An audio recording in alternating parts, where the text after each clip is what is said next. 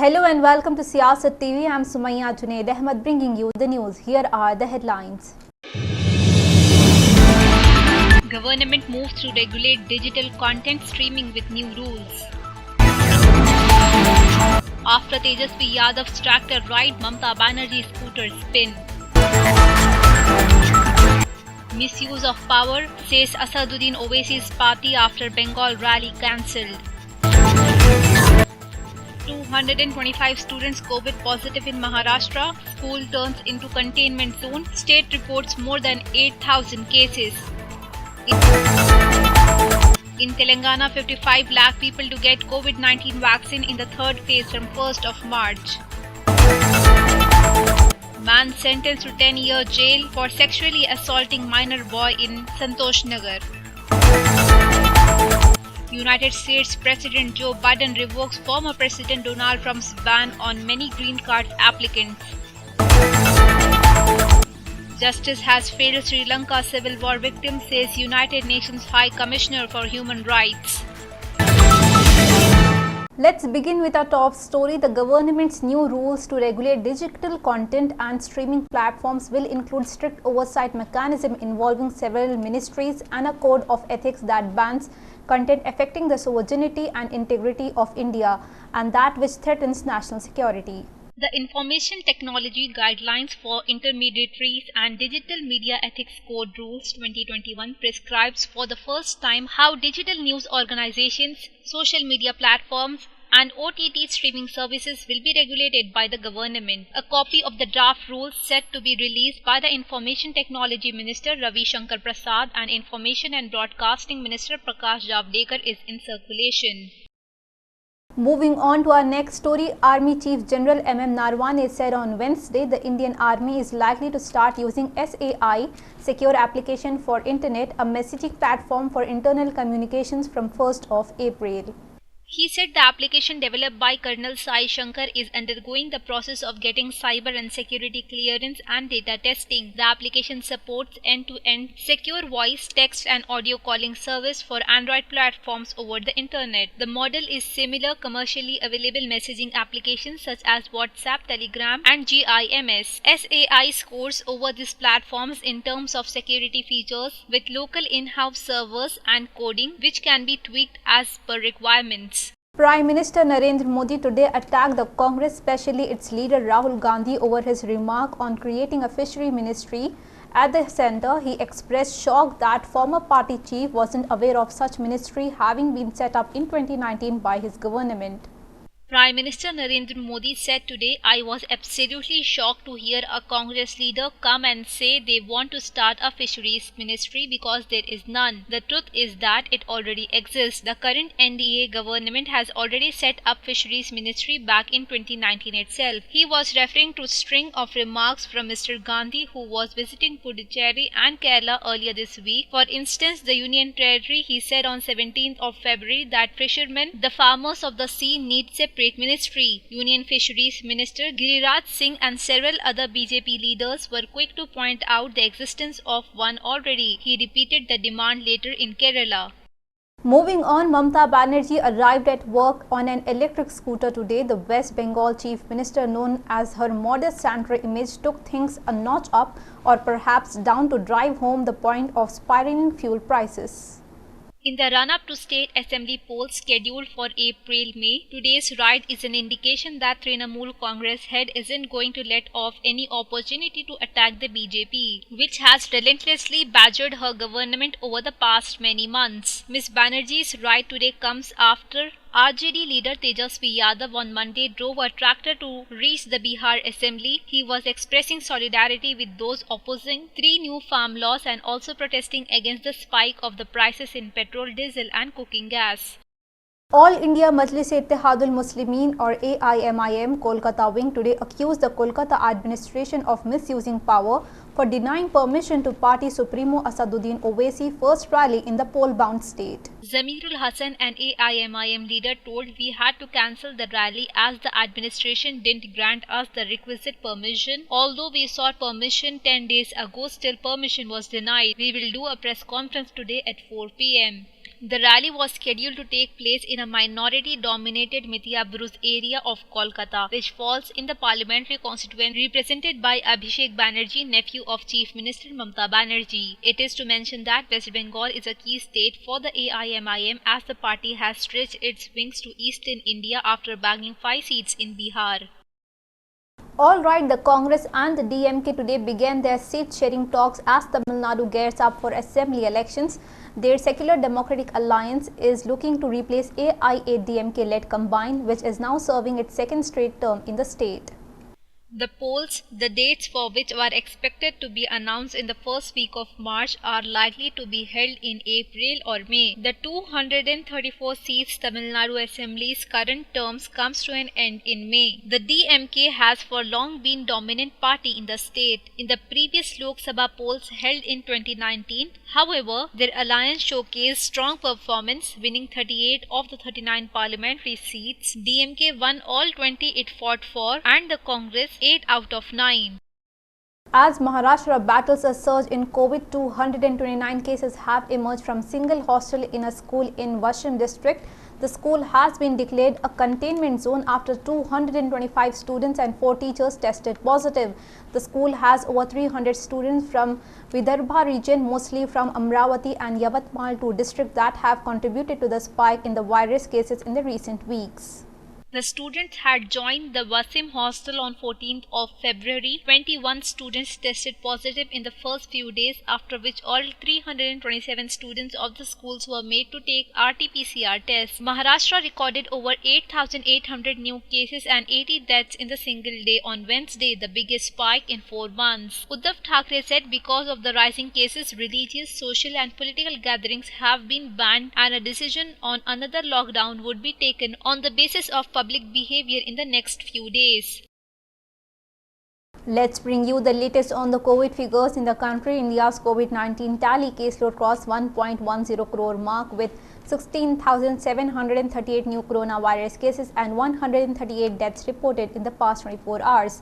Remember, this is the government data shared by the Health Ministry coming up early this morning.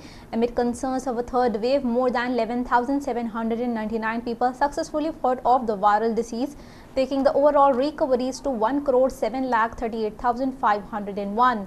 The country now has 1,10,46,194 cases and more than 1,56,000 lives lost due to COVID-19, whereas Telangana recorded 207 new COVID-19 cases and 1 fatality. Let's shift our focus to Telangana, where as many as 55 lakh people will be getting COVID-19 shot under the third phase of vaccination drive in Telangana from 1st of March. Arrangements are underway by the state and health authorities to give away the vaccine. The South Zone Task Force Police today seized a huge cache of explosive material in Falaknuma. The task force and Karimnagar Police jointly led a search operation in Old City and identified the explosive material manufacturing unit. This comes after the police arrested a man in Karimnagar for his suspicious movements. Based on the information from the man, the police conducted raids in the Old City and found several detonators material manufacturing units. Around 1,000 kg explosive material was seized by the police. The police suspected that the illegally made explosives are being sold to Maoist hit areas. A man was awarded 10 years of imprisonment by local court on Wednesday for sexually assaulting a 9-year-old boy in Santosh Nagar in 2018. The accused is a 28-year-old Imran, is a worker at worship place and caught the boy when he came to offer prayers and committed the crime. He gagged the boy and tried to sexually assault him. The accused later threatened the boy not to reveal the matter to anyone. The Santosh Nagar police then booked the case and arrested Imran. In a tragic accident, a pregnant woman who was returning after consulting a doctor along with her husband was killed, while the husband suffered serious injuries when a TSRTC bus hit their motorcycle at Himayatnagar on Wednesday morning. The woman was identified as 35 years old Shalini Gaud, wife of 37-year-old Satish Gaud, a private employee living in Gandhinagar. According to the police, the two had gone for a regular checkup at a private hospital in Hyderabad and were returning home around 10 a.m. when the mishap occurred. On noticing them, Malesh, a traffic constable, responded and helped in shifting them to hospital, where Shalini died while under treatment later in the day. The Narayangada police, who had first booked a case of negligence causing injuries, have altered the case to one of negligence causing death. Leopard allegedly attacked a herd of goats, killing 4 in Vikharabad district in the wee hours on Thursday. The big cat is suspected to have sneaked into a cattle shed and attacked the goat. The incident came to light in the morning when the locals found the carcass of the goats at distance away from the animal shed and informed their shepherd K. Lalia. The forest department officials have visited the spots and are examining. Moving on to our international news, United States President Joe Biden on Wednesday revoked a proclamation from his predecessor that blocked many green cards applicants from entering the United States. Former President Donald Trump issued the ban last year, saying that it was needed to protect US workers amid high unemployment due to the coronavirus pandemic. Joe Biden rejected that reasoning in a proclamation on Wednesday, rescinding the visa ban. The Democratic president said it had prevented families from reuniting in the United States and harmed US businesses. Joe Biden, a Democrat, had pledged to reverse many of Trump's hardline immigration policies. Immigrants advocates had pressed in recent weeks for him to lift the visa ban, which was set to expire on 31st of March. Unofficial talks between Iran and world powers that signed an ailing 2015 nuclear deal appeared to be the only way forward, as neither side seems willing to take the first step. Iran says the United States, which in 2018 unilaterally abandoned the Joint Comprehensive Plan of Action, must first return to compliance under the accord by lifting all economic sanctions it imposed. President Joe Biden has said former United States leader Donald Trump's maximum pressure campaign has failed, but nevertheless insists Iran must first reserve steps to reduce commitments under the deal in response to sanctions. This week, Iran said it is considering offer by European Union's Foreign Policy Chief Joseph Borrell to hold unofficial talks with the P4+1 China, Russia, the United Kingdom, France and Germany minus the United States. That would also include United States as a guest. The United Nations High Commissioner for Human Rights Michelle Bachelet said on Wednesday, 12 years after the end of armed conflict in Sri Lanka, domestic efforts to ensure justice for victims have failed. Introducing her report on Sri Lanka, the United Nations Human Rights Council, Bachelet said the effect of conflict on thousands of survivors from all communities was devastating. Despite commitments made in 2015, the current government, like predecessor, has failed to pursue genuine truth-seeking or accountability process. She said decades-long civil war between the Sri Lanka security forces and the separatist Tamil Tigers ended nearly 12 years ago in 2009. The war claimed about 100,000 lives, including up to 40,000 Tamil civilians killed by the Sri Lankan forces in the final onslaught, a charge the government denies. A leading United Nations expert has said the pending release of an unclassified United States intelligence report on the murder of Saudi journalist Jamal Khashoggi will be a critical step in the ongoing search for justice. Agnes Calmar, the United Nations Special Rapporteur on Extrajudicial Summary or Arbitrary Execution, said the report by the Office of the Director of National Intelligence is expected to provide information on who was responsible for the October 2018 killing. White House press secretary told reporters on Wednesday the Biden administration remains committed to release the DNI report. She did not give a specific time frame for this release, saying only it would be soon. His murder sent shockwaves around the world and spurred demands for human rights advocates, press freedom organizations, United Nations experts and legislators from the perpetrator to be held accountable. Before we wrap up our bulletin, let's have a look on our headlines. Government moves to regulate digital content streaming with new rules. After Tejasvi Yadav's tractor ride, Mamata Banerjee's scooter spin. Misuse of power, says Asaduddin Owaisi's party after Bengal rally cancelled. 225 students COVID positive in Maharashtra. School turns into containment zone. State reports more than 8,000 cases. In Telangana, 55 lakh people to get COVID-19 vaccine in the third phase from 1st of March. Man sentenced to 10-year jail for sexually assaulting minor boy in Santosh Nagar. United States President Joe Biden revokes former President Donald Trump's ban on many green card applicants.